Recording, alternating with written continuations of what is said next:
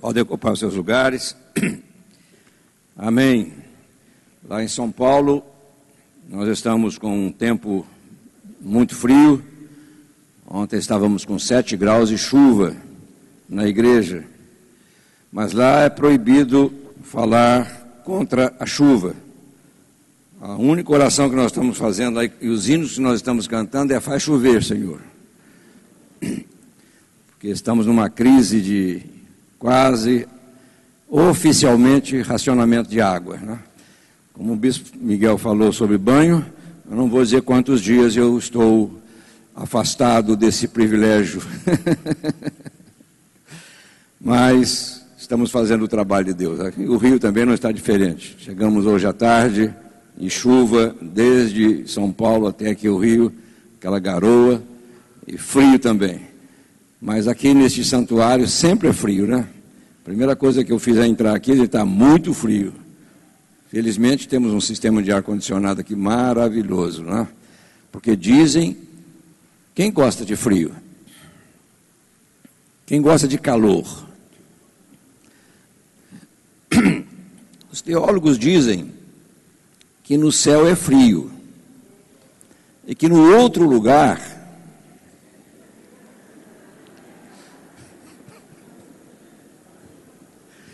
então eu acho bom você começar a mudar a sua opinião e gostar do frio, viu?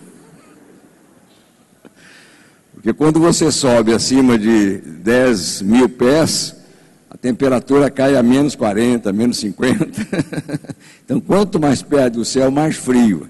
É por isso que São Paulo é uma bela de uma cidade, viu? Quando você visitá-la, aproveite e visite-nos também em nome de Jesus. Amém, querido? Quando nós chegamos à igreja, a gente chega com muitos propósitos. Louvar a Deus, pedir ajuda em oração. Tá, há muitos motivos.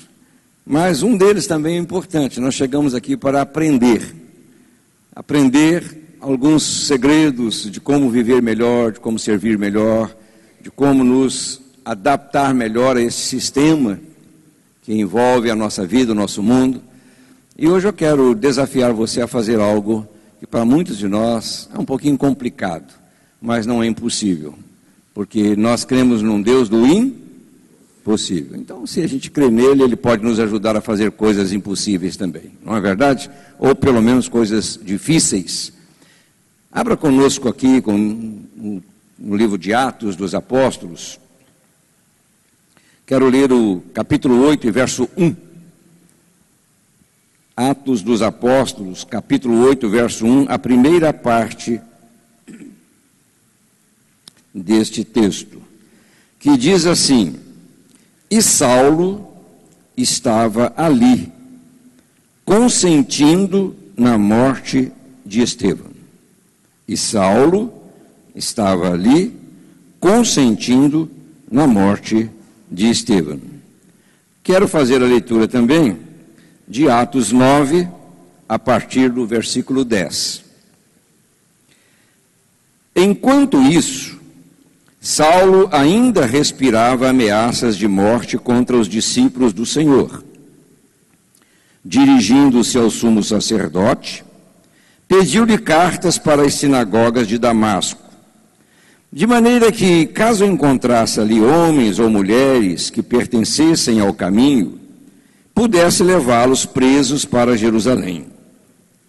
Em sua viagem, quando se aproximava de Damasco, de repente, brilhou ao seu redor uma luz vinda do céu. Ele caiu por terra e ouviu uma voz que lhe dizia: Saulo, Saulo, por que você me persegue? Saulo perguntou: quem és tu, Senhor? Ele respondeu: eu sou Jesus, a quem você persegue. Levante-se e entre na cidade. Alguém lhe dirá o que deve fazer. Os homens que viajavam com Saulo pararam emudecidos, ouviam a voz, mas não viam ninguém. Saulo levantou-se do chão e, abrindo os olhos, não conseguia ver nada.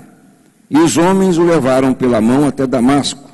Por 3 dias ele esteve cego, não comeu nem bebeu. Vou ficar até aqui neste texto que nós escolhemos para a nossa reflexão. Vamos orar, Pai querido, fala conosco nesta noite, neste momento especial de louvor, adoração, sim, mas também de uma busca de forças, de conhecimentos, para que nós possamos viver uma vida de qualidade.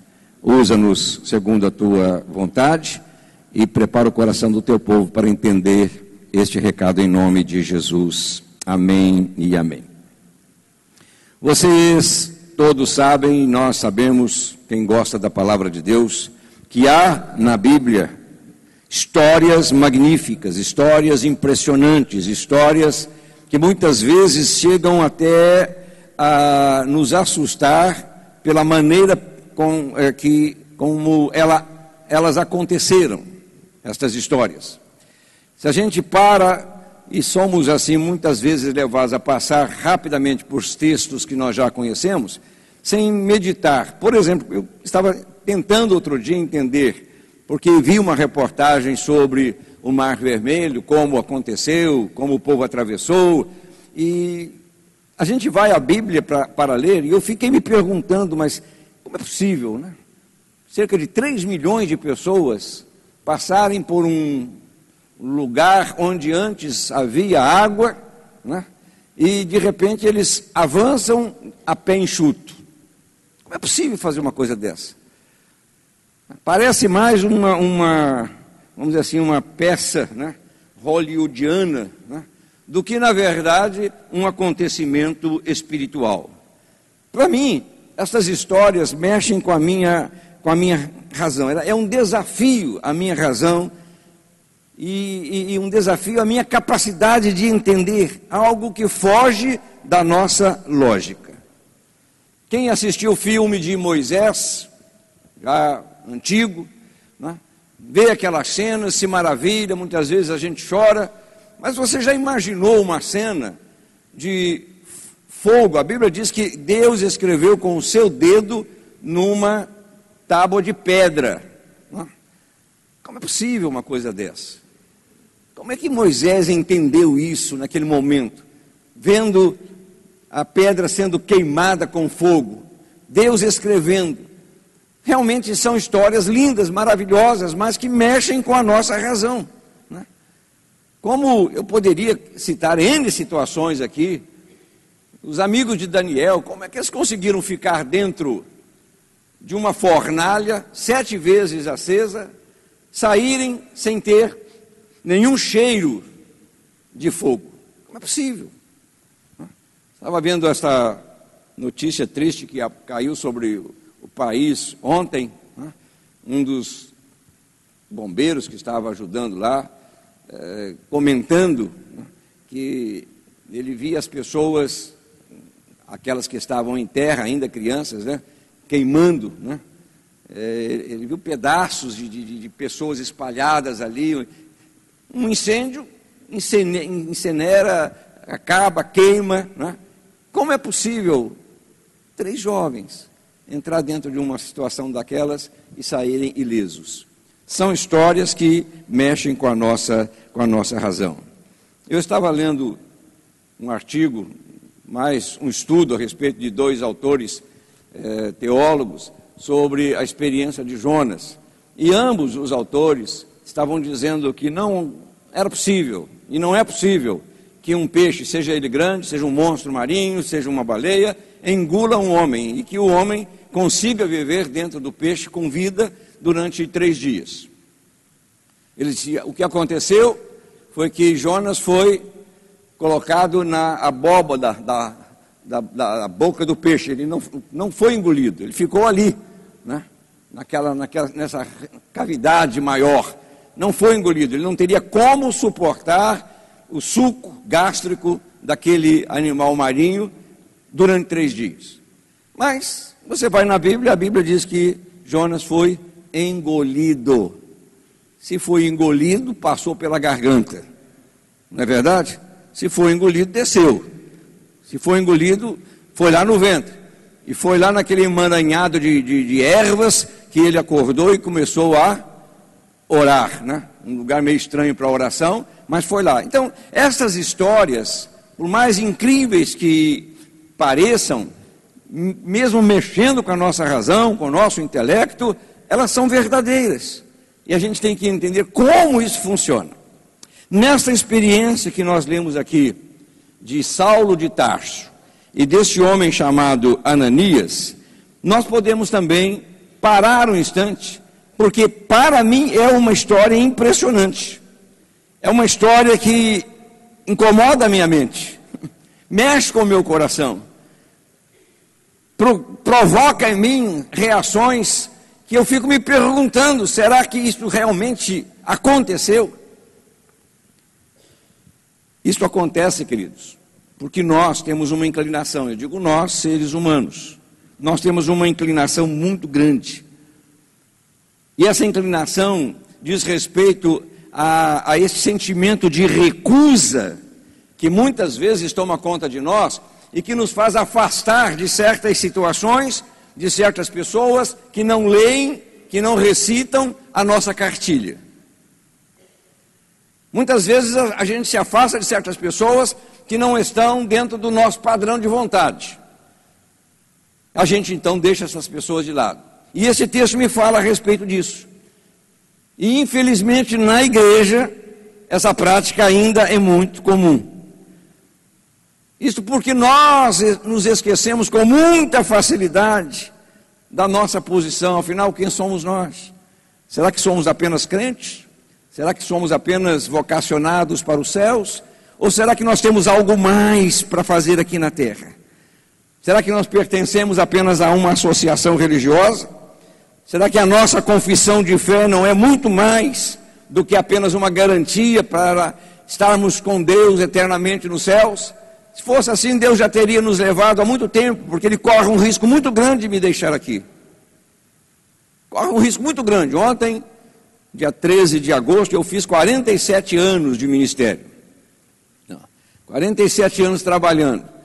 Deus correu muitos riscos comigo. E se realmente Ele quisesse ter a minha vida para sempre, Ele já poderia ter me levado. Mas Ele confiou em mim. Ele confia em você.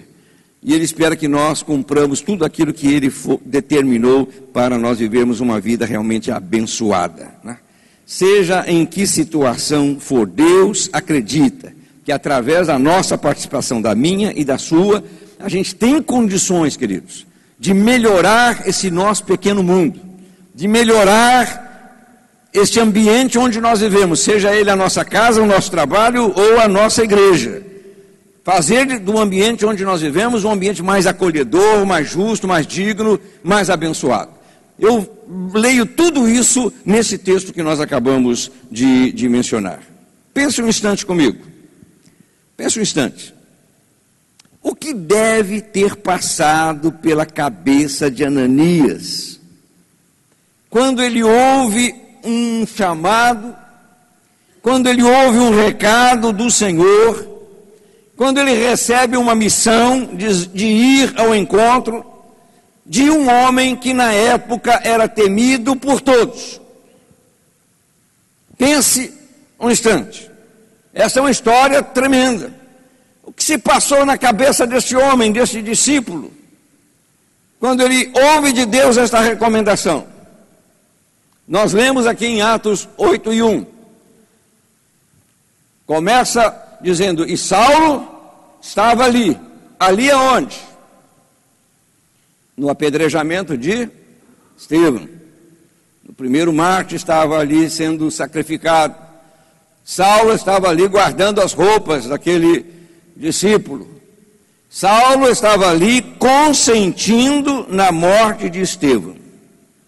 O verbo consentir aqui significa um certo deleite, um certo zelo, uma aprovação. Há uma tradução que diz assim, aprovava de todo o coração. Quer dizer que Saulo estava imbuído de uma vontade, Saulo estava envolvido por um desejo tremendo de exterminar com aqueles que professavam o nome de Cristo. Tanto é que a sequência do texto aí de Atos 8, você pode conferir, né? Diz assim: naquela ocasião, no versículo 1 ainda, enquanto Saulo consentia, diz: naquela ocasião desencadeou-se grande perseguição contra a igreja em Jerusalém. Quer dizer, Paulo continuava, porque o texto diz aqui que alguns homens piedosos sepultaram Estevão e fizeram por ele grande lamentação. Saulo, por sua vez, devastava a igreja, indo de casa em casa, arrastava homens e mulheres e os lançava na prisão. A situação não era uma situação confortável, a situação era tensa, era uma situação perigosa. Todos aqueles cristãos que professavam o nome do Senhor, que seguiram a Jesus, estavam sob risco, tiveram que fugir para sobreviverem. Enquanto isso, Paulo entrava de casa em casa, devastando aquelas vidas que confessavam o Senhor Jesus como Senhor e Salvador. Eu posso imaginar o sentimento que estava no coração de Ananias, e posso começar a imaginar o sentimento que estava no coração de Paulo. Eu estou lendo um livro, que é uma série de 4 livros, chamado A Ditadura Envergonhada, de um jornalista chamado Hélio Gaspari. É um livro volumoso, que conta a história do Brasil, a triste história do Brasil, a partir de 1964. O título desse volume é A Ditadura Envergonhada. E nesse livro, o escritor, o jornalista, descreve como começou, como foi gestada, como foi criada a Revolução de 64. E mostra também como surgiram aqueles que foram envolvidos num sistema de punição, os torturadores. Como é que nasceu isso? Como é que brotou aquele ato institucional número 5, o SNI? Faz uma descrição muito assim, detalhada. Mas há algo interessante lá. O autor diz assim que existia no início daquela composição, como estavam formando os torturadores, né, uma forma de tortura chamada Operação Escarro, nome feio, né? E era essa operação composta de militares e pessoas civis que ficavam num corredor, e os presos políticos passavam e recebiam essas cusparadas, né?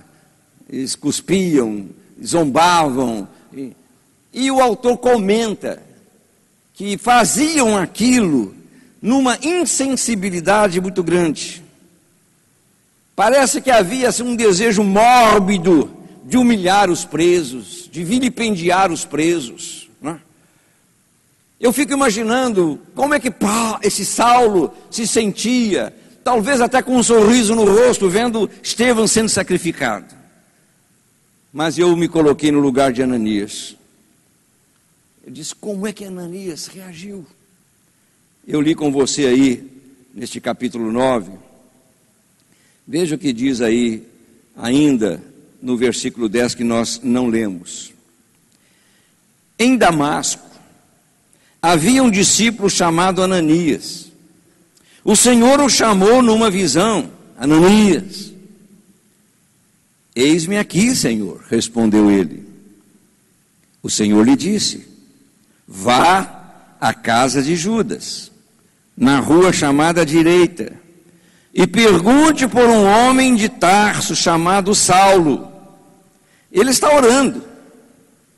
Numa visão, viu um homem chamado Ananias chegar e impor-lhe as mãos para que voltasse a ver. Esse homem, Ananias, estava orando. Teve uma visão. Eu pergunto, será que esta oração de Saulo não foi no sentido de, Senhor, porque ele estava impossibilitado de enxergar, cura-me.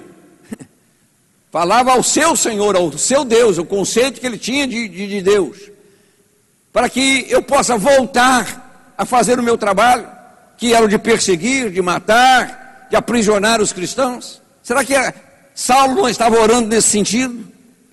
Como acreditar nessa oração? O Senhor diz, não, ele estava orando. Eu pergunto, você iria ao encontro de Saulo? Se você ouvisse uma voz dessas, você iria ao encontro de Saulo? É uma pergunta que a gente tem que responder. Como é que você se comportaria? Veja a reação de Ananias, que era um homem como nós, temente a Deus, discípulo, homem de oração, mas veja a reação dele que está aí nos versículos 13 e 14. Respondeu Ananias, Senhor, tenho ouvido muita coisa a respeito desse homem e de todo o mal que ele tem feito aos teus santos em Jerusalém. Ele chegou aqui com autorização dos chefes dos sacerdotes para prender todos os que invocam o teu nome. Queridos, Ananias não estava desobedecendo a Deus. Ele estava ponderando com Deus. Estava mostrando a Deus uma realidade. Senhor, esse homem é perigoso. Eu poderia aqui exemplificar, usar um personagem aí que nós conhecemos, essas pessoas perigosas que estão aí, quase que dominando o país no contexto de violência. Quantos de nós teríamos coragem de subir a um dos morros aqui da cidade? Não, vai lá, tem uma família lá precisando de ajuda, eu quero que você vá lá. Mas como? Eu não posso subir, ninguém sobe sem ordem, ninguém sobe sem autorização. Pense um pouco na situação de Ananias. Ele, Senhor, mas esse homem é perigoso. O problema, queridos, é que Ananias não sabia que Jesus havia lidado com Saulo antes. Ananias não sabia. Ele recebe uma comunicação, vai lá, eu quero que você vá lá, eu tenho alguma coisa para fazer. Saulo se tornou um instrumento nas mãos de Deus, mas antes, foi preciso que um Ananias chegasse até ele. Versículo 15 diz assim, mas o Senhor disse, vá, este homem é meu instrumento escolhido para levar o meu nome perante os gentios e seus reis, e perante o povo de Israel. Mostrarei a ele o quanto deve sofrer pelo meu nome. Depois desta palavra, Ananias muda a sua maneira de agir. E o que nos chama a atenção aqui, pelo menos a mim, chamou, foi o que aconteceu no versículo 17. Então Ananias foi, entrou na casa, pôs as mãos sobre Saulo e disse, seu cretino, sem vergonha, mau caráter, homem maldoso. Saulo não estava enxergando, não podia alcançar Ananias. Ele poderia ter chegado e dito tudo isso a Saulo. Mas foi isso que ele fez, queridos? Eu contei para alguns amigos aqui, nós estávamos no carro, foi levando o pastor Eloí ao aeroporto, a história de dois irmãos que moravam numa determinada cidade, mas que eram mau caráter, desonestos, pessoas inqualificáveis, terríveis, mas eram ricos. E um dia um dos irmãos morreu. Aí o outro viu, foi à igreja e pediu ao ministro lá para fazer o sepultamento. O ministro disse, não faço.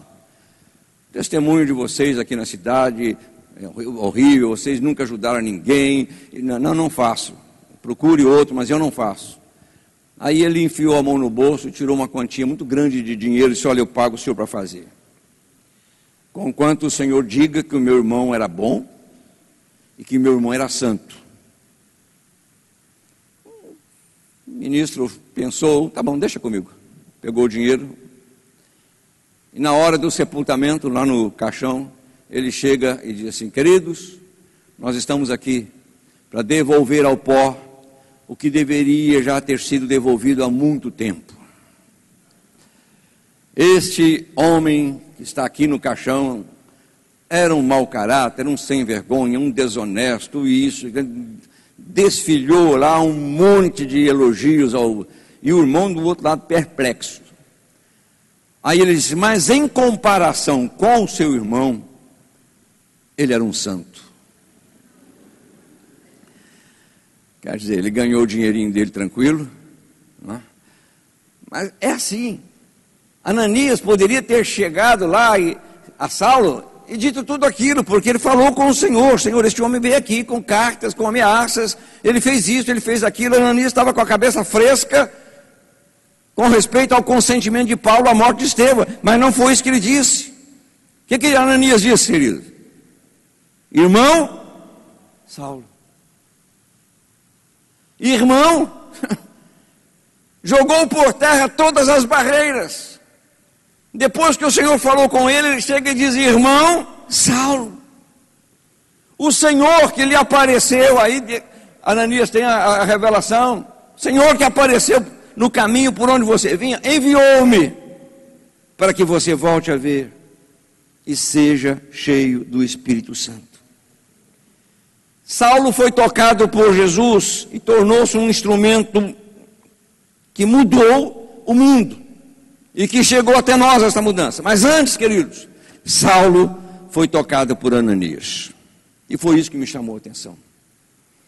Deus conferiu a Ananias a missão de curar não apenas a cegueira física de Saulo, mas principalmente a curar o seu coração e a enchê-lo com a presença do Espírito Santo de Deus.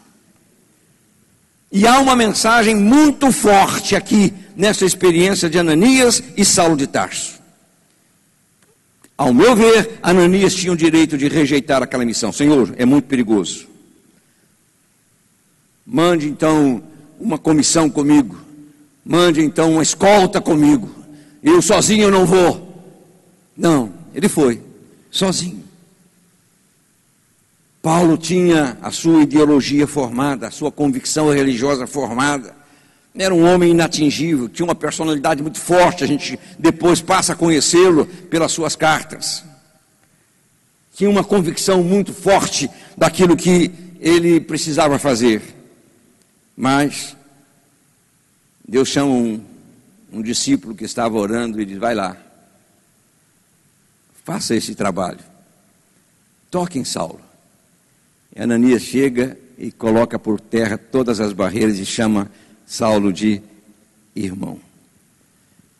Quero dizer para você nesta noite, Deus sempre coloca um Saulo em nosso caminho. Quer queira, quer não, queridos. Nós temos uma missão, um compromisso com o Evangelho do Reino. Você pode ter certeza disso. Deus sempre coloca um Saulo em nosso caminho. E muitas vezes nós nos recusamos a nos aproximar dele. Muitas vezes nós apresentamos argumentos diante de Deus que são argumentos verdadeiros, porque tudo que Ananias disse foi verdade. Tudo que ele declarou aqui. Senhor, esse homem é perigoso. Como é que eu posso chegar até lá? Como é que eu posso me aproximar desse homem? Eu tenho ouvido muita coisa a respeito dele. Ele tem feito todo o mal, diz Ananias, todo o mal em Jerusalém. Como é que eu posso? Muitas vezes nós rejeitamos. Em nosso ponto de vista, o nosso Saulo não merece ser ajudado. É muito fácil ceder a estes sentimentos de recusa, de negação, de afastamento. Mas nós não podemos perder de vista a nossa chamada, a nossa missão. Quando você olha a experiência de José, José sofreu nas mãos dos seus irmãos, mas no momento em que os seus olhos viram aqueles que o maltrataram, o que aconteceu? Os seus braços se abriram e ele derramou lágrimas diante daqueles seus irmãos. Poderia José, na posição em que estava, punir os irmãos, matar os irmãos. Ele tinha toda a autoridade no Egito, era o segundo maior após Faraó. Mas não. Eu penso que José chamou, de fato, meus irmãos, como Ananias chamou a Saulo. Como Saul, que odiava Davi, mas todas as vezes que Davi se referia a Saul, Davi o chamava o ungido de Deus. Não, eu não vou tocar no ungido de Deus. Quantas vezes nós fazemos isso? Quantas vezes? Em resposta às nossas vontades, quando uma pessoa nos contraria, quando uma pessoa vai contra a nossa forma de pensar, de agir, nós reagimos. Nós não chamamos essa pessoa de irmãos. O que Jesus viu num homem pendurado ao seu lado na cruz, para dizer, meu amigo, hoje mesmo você vai estar comigo no paraíso, hoje mesmo. Quando naquele momento ele poderia ter dito, olha, eu trabalhei 3 anos aqui, com certeza você me viu passar muitas vezes por essas ruas, pregando, ensinando, falando sobre o reino de Deus, e agora você vem me pedir misericórdia? Vá para o inferno, senhor. Não, não foi assim que ele falou. Qual é o seu Saulo? Eu não sei, mas com certeza você sabe. Quem sabe? Seja uma pessoa que lhe causou males, tristezas, aborrecimentos. Nós, pastores, somos alvos de situações parecidas assim. É muito fácil você criticar um pastor hoje. É muito fácil você criticar o seu pastor hoje. Você não está vivendo no mundo dele, ele é muito visível. Ele se expõe demais. Quem sabe o seu Saulo não seja o seu pastor e que você precisa se aproximar dele e dizer, meu irmão, e dar um abraço afetuoso nele. Ou um colega de trabalho, não sei. Ou quem sabe, dentro da sua própria casa, há Saulos que precisam ser abraçados. Quem sabe um esposo, quem sabe um filho. Quando eu estava pensando nestas possibilidades, a primeira coisa que eu fiz foi tentar encontrar os meus Saulos. E eu pedi a Deus, Senhor, limpa do meu coração qualquer sentimento contra esses Saulos. Porque o meu desejo, Senhor, é que o Senhor arranque os dentes dele, que o Senhor dê Eu sou como Davi muitas vezes. Eu gosto de Davi por isso. Não tinha papas na língua. Senhor, pega os meus inimigos, põe uma pedra no pescoço, amarra, mata, destrói. Davi era assim. Eu comecei a pensar nos meus Saulos.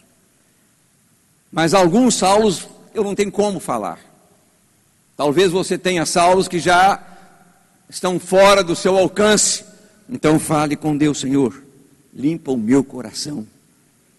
Limpa a minha mente. Eu não quero ficar carregando esse fardo eternamente. Você pode colocar tudo diante de Deus e o Senhor vai mudar a sua situação. Essa situação que aflige a sua alma, o seu espírito. Porque esta história, queridos, ela nos mostra a dimensão do amor de Deus. Por que Deus olhou para Saulo? Se havia tantos outros que poderiam ter sido colocados até mesmo dentro do grupo, por que não um Pedro?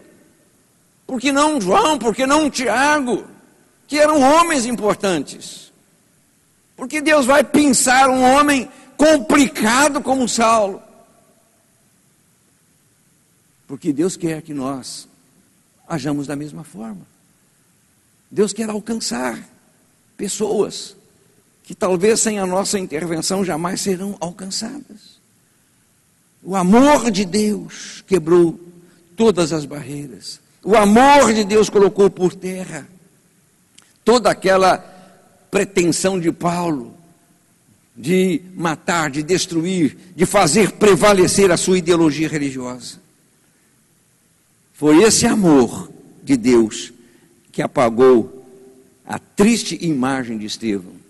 A Bíblia não nos diz que Paulo teve que frequentar psicólogo, porque você já imaginou aquela imagem de um homem sendo apedrejado e ele ali de braços cruzados, talvez sorrindo, consentindo naquela morte? Como foram as noites de Paulo, mal dormidas? Não. O amor de Deus lavou a mente de Paulo, lavou o coração de Paulo, e pode lavar sua mente e o seu coração, desde que você se disponha a fazer o que Ananias fez. Nós precisamos ser Ananias de Deus. Amém, queridos? Porque os Saulos estão sempre em nosso caminho. Os Saulos estão sempre aí nos ameaçando, tentando impedir o nosso avanço, tentando impedir o nosso progresso, puxando os nossos tapetes. Os Saulos estão aí e nós precisamos ter um cuidado para não reagir, humanamente falando. Não deixar que a carne prevaleça nesse nosso proceder cristão. O amor de Deus jogou por terra toda essa arrogância de Saulo. E os Saulos que nós temos precisam ser transformados em instrumentos para a honra e glória do nome do Senhor. Vá, este homem é meu instrumento escolhido para levar o meu nome perante os gentios e seus reis e perante o povo de Israel. Vá. Ananias foi. Será que você está disposta a ir, a fazer o que Ananias fez? Demonstrar esse amor incomensurável de Deus? Eu ia passar hoje um slide que Raquel recebeu de um sobrinho dela, filho do nosso pastor Ebenezer e de Delma, que é militar da aeronáutica e que está no deserto de Catar, numa missão. Ele mandou uma foto para a família, e a família compartilhou com a Raquel, uma foto muito interessante. Ele está ajoelhado junto com um outro militar, colega dele, e uma criancinha, dessas que você vê na televisão aí, no meio dos escombros dessas guerras terríveis que nós estamos vivendo, uma criancinha maltrapilha, né, segurando um pacote e com um sorriso no rosto. E ele escreveu uma mensagem dizendo o seguinte: todas as vezes que nós passamos pela barraca da família dessa criança, todas as vezes, ela vem correndo ao nosso encontro para receber o nosso lanche que nós temos nas nossas viagens, né? Eles davam o lanche para aquela criança. E ele diz, todas as vezes, todos os dias, a mesma cena se repete. Ela vem correndo de braços abertos, um sorriso no rosto, garota pequenininha. E nós damos a ela o nosso lanche de bordo. Aí ele faz um comentário. Ele diz, nós não entendemos uma palavra que ela fala. E ela não entende uma palavra que nós falamos. Mas a gente vê naquele sorriso um amor tão grande de Deus. E a gente vê que a linguagem de Deus quebra todas as barreiras. Que a linguagem do amor põe por terra todas as diferenças. Ele diz, por isso a Bíblia diz que Deus é amor. Uma mensagem muito, muito forte, muito importante para nós, né? Porque o amor de Deus quebra os Saulos que nos perseguem. O amor de Deus desfaz todas as ameaças que pesam sobre nós. Esse amor no nosso coração nos faz ser Ananias nas mãos de Deus. Ananias, discípulos obedientes à voz do Senhor. Ananias, tementes, sim. Cheios de receios, sim. Porque há situações que nós não nos aventuraríamos a enfrentar, mas Deus, estando em nós, queridos, nos move a fazer o que estes 2 militares fizeram por aquela criança: deram um lanche. Não poderiam dar outra coisa, deram um lanche. Ananias deu o quê? Deu a sua fé, deu a sua confiança, deu a sua dependência de Deus. Foi lá, chamou Saulo de irmão, impôs as mãos sobre ele e disse: irmão Saulo, o Senhor Jesus enviou-me para que você volte a ver e seja cheio do Espírito Santo de Deus. Ah, queridos, como a igreja precisa desses Ananias. Como a igreja precisa dessas pessoas com um coração largo, com um coração aberto, com um coração desejoso de não ficar presos a essas picuinhas da vida, essas coisinhas, essas situações que muitas vezes nos afastam, desagregam a igreja. Deus está precisando de Ananias, porque há muitos Saulos que precisam ser alcançados, até mesmo dentro da igreja, até mesmo dentro da nossa casa. Nós estamos lidando com uma situação lá em São Paulo, na vida de um casal, uma situação muito dramática, muito difícil, né? Muito difícil. Um dos cônjuges não quer nem falar com ninguém, nem comigo, marcou 3 vezes e se ausentou. Não tem coragem de falar sobre a situação, que é complicadíssima. Complicadíssima. E eu fico dizendo: Senhor, quando chegar o momento, usa-me como Ananias foi usado. Usa-me para chegar essa palavra, irmão Saulo.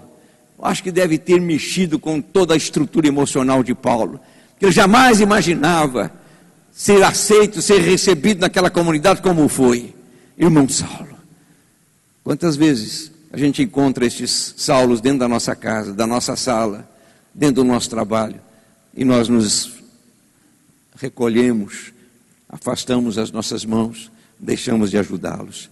Que Deus nesta noite levante aqui Ananias para ajudar os Saulos que ainda estão no seio da igreja, no seio da família, no nosso trabalho, no nosso círculo pessoal. Tenha coragem, diga: Senhor, eu quero ser um Ananias. Diga comigo: Senhor, eu quero ser um Ananias.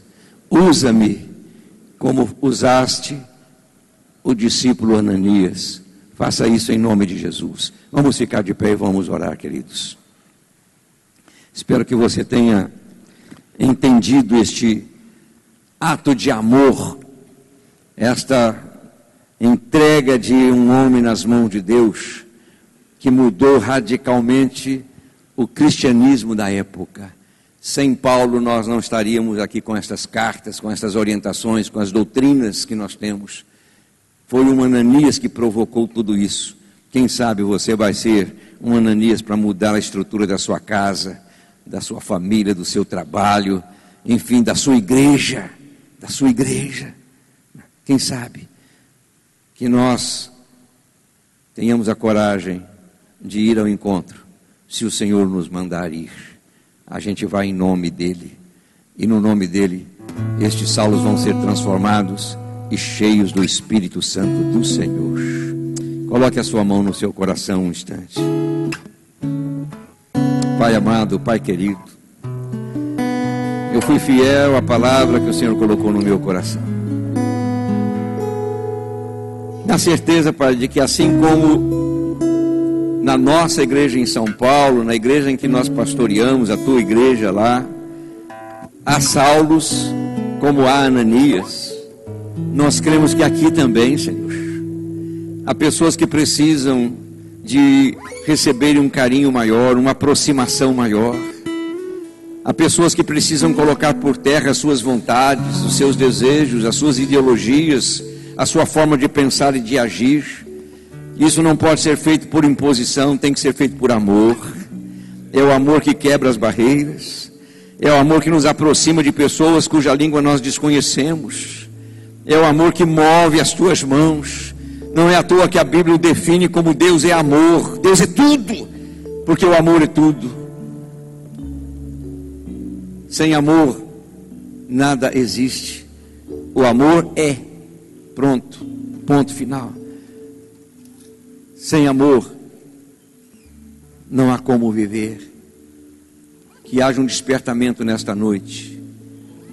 Que o teu Espírito Santo levante Ananias aqui, pessoas que estão orando, dizendo: Senhor, eu quero fazer a tua vontade. Sim, há tantos que precisam da nossa participação. Se agirmos assim, a igreja vai ser pequena para receber todos aqueles que vão se aproximar e ver escamas caindo dos olhos, passando a enxergar agora verdadeiramente a imagem de Cristo, a imagem de Deus. Saulo se levantou, foi batizado e tornou-se um intrépido Paulo, o grande apóstolo Paulo. Ah, Pai, faz esta mudança em nós e através de nós. Eu te louvo e te agradeço pelo privilégio de compartilhar com os teus filhos e filhas este pensamento.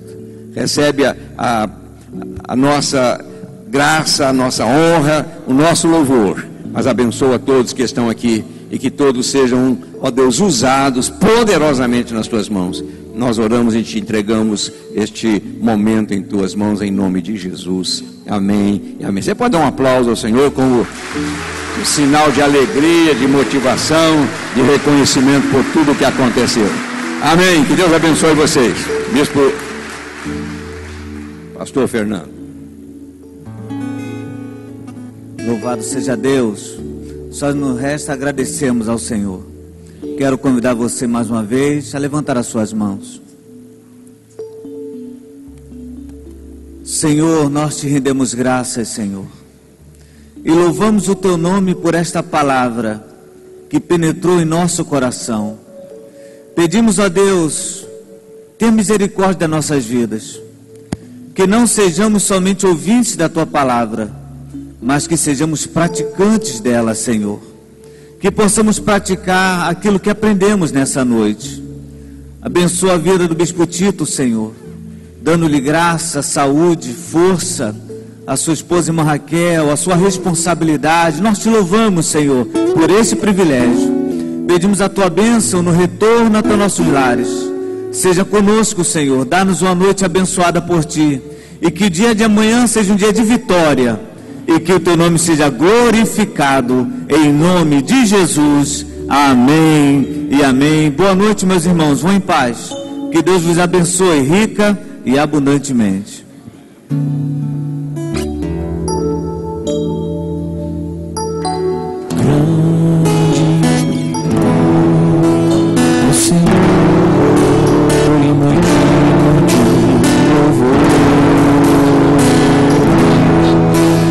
Cidade do nosso Deus, seu santo monte, alegria de toda a terra, grande,